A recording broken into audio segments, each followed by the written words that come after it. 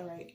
So I'm gonna have to do this video in parts. But anyways, we're gonna look at Psalms 46:10, and it says, "Be still and know that I am God."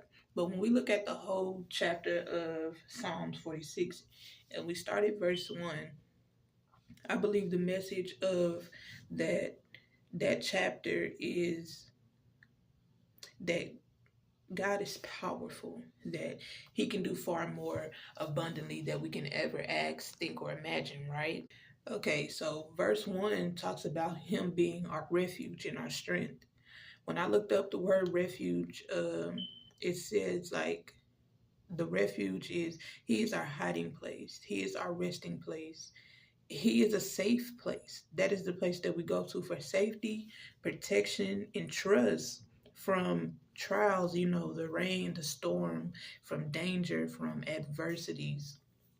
So we with verse 1, we have the promise, we have the assurance to take shelter, to be covered by Him, to submit to Him, to submit to His authority and His refuge so that He can do what He needs to do. He is our strength. Actually, it says refuge and strength in verse 1.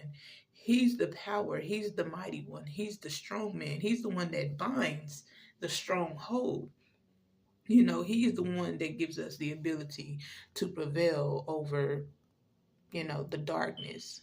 And this might have to be done in parts.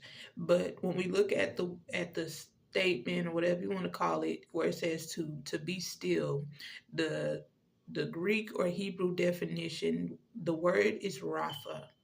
And rapha was to relax, letting go, to stop striving, to stop fighting, to stop laboring, to stop struggling. It was also to be weak. When we are weak and we are going to a refuge, we need to recover. So we might be weak from the battle, and to wait.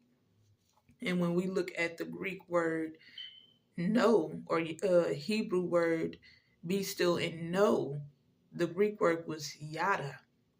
And that was to perceive, to understand, to acknowledge, to recognize, and to have intimacy with God. I reference scripture Matthew 6:33 and Proverbs 3:5-6, part 2, since I don't really have enough time to go into it.